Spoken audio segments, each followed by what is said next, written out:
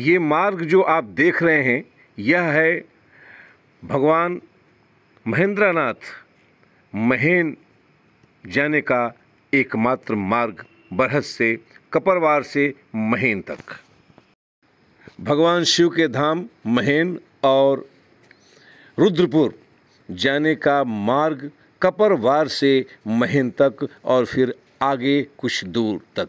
क्या ये मार्ग नरक के मार्ग से भी बदतर है? भक्तगण कितनी त्रासदी झेलते होंगे, आइए हम आपको बतलाते हैं इस मार्ग की त्रासदी। उत्तर प्रदेश के देवरिया जिले के महेन नामक स्थान को दो कारणों से जाना जाता है। पहला तो यह भगवान शिव का धाम है और प्रसिद्ध पावन स्थल है जहाँ पर कि कांवड़ यात्री माँ सरजू के जल को ले जाकर के चढ़ाते हैं। दूसरा महत्वपूर्ण इसलिए है कि चिकित्सा के क्षेत्र में एक बहुत बड़ा अस्पताल महेन में है, अर्थात दोनों स्थितियों में कभी मरीज जाते हैं तो कभी भक्तगण जाते हैं और इसी मार्ग से जाते हैं जो आप देख रहे हैं। आप देखते होंगे कि इस मार्ग पर साधारण रूप से चलना मुश्किल है। यदि आप वाहन से जाएं, कोई मरीज को लेकर जाएं तो शायद इसकी स्थिति और भी बिगड़ जाए अस्पताल जाते जाते। भक्तगण अगर चलें तो वह निश्चित रूप से ठोकर खाएंगे और कहीं कलश गिरेगा, कहीं वो गिरेंगे। क्या ये मार्ग शुरू से ऐसे ही रहा? क्या इस मार्ग पर रोडवेज अपनी बसें तक नहीं चलाती?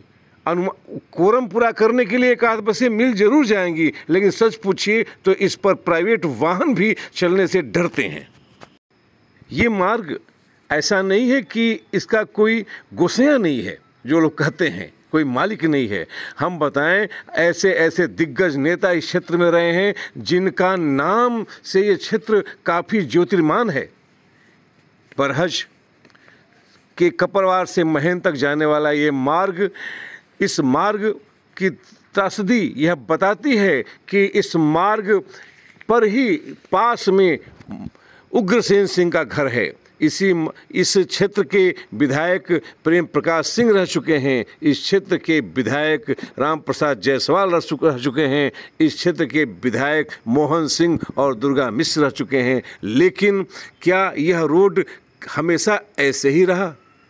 क्या यह रोड कभी बन नहीं सकता? इसी से सटे हुए राम जानकी मार्ग है जो इतना सुंदर है कि कहा नहीं जा सकता, और उससे सटा हुआ ये मार्ग कपरवार से आगे जब हम बढ़ते हैं तो इस पर वाहन तो चलना दूर, पैदल चलना भी मुश्किल हो जाता है। इस रूट की एक दास्ता और भी है। बाहर से आने वाले लोग जब इस रूट पर जाते हैं, बाहर से आने वाले वाहन, भारी वाहन जब इस रूट से गुजरते हैं, विश्वास रखिए वह भारत के किसी कोने में जाते हैं तो वह इसे याद रखते हैं, इस रूट को भूलते नहीं हैं। इतनी यह त्रासदी पैदा कर देता है कि लोग इस रोड पर जाने के बाद बुरी तरह थक जाते हैं। और बरसात में तो ये 100% जो है दुर्घटना को बुलावा दे देता है। गड्ढे इस पर जो हैं वह पानी से भर जाते हैं और आने वाला अपरिचित व्यक्ति नहीं जानता और गड्ढे में वो तुरंत गिरता है और दुर्घटनाग्रस्त हो जाता है। विश्वास नहीं होता कि आज़ाद भारत का यह रोड आज भी ऐसा ही है। ऐसा नहीं कि बनता नहीं है, लेकिन ये बनता है तो फिर टूटता क्यों है ये समझ में नहीं आता। आखिर में वो रोड कहाँ गया, वो लोग कहाँ गए जो ऐसे रोड बनाते थे जिस रोड को तोड़ने के लिए बुलडोजर भी टूट जाया करता था, लेकिन रोड नहीं टूटता था। और इसका प्रमाण बरहज में गजानंद केडिया का बनवाया हुआ रोड है। उसी बरहज नगर में यह भी रोड है जिस रोड पर आज चलना एक बहुत ही कठिन और दुष्कर कार्य होता है। संपदा की टीम जब इस रोड पर पहुंची तो उसने इस रोड के इस व्यवस्था को देख करके, इसकी त्रासदी को देख करके उसने तय किया कि हम इस बात को आगे तक अवश्य पहुंचाएंगे। आश्चर्य है कि भगवान के दर पर जाने वाला यह मार्ग भी ऐसा लगता है कि किसी न किसी त्रासदी का शिकार है। बरहज में माँ सरजू हैं जो आर्यावर्त की प्रथम नदी हैं, और कपरवार में राप्ती नदी है। राप्ती और सरजू का संगम कपरवार के पास ही है। इस संगम से लोग जल लेकर के पहुंचते हैं भगवान शिव के धाम महेन और फिर रुद्रपुर में दुग्धेश्वर नाथ मंदिर पर। दोनों स्थान पूरी तरह पूजनीय है और हर तरफ से इसकी नाम की जय जयकार होती है।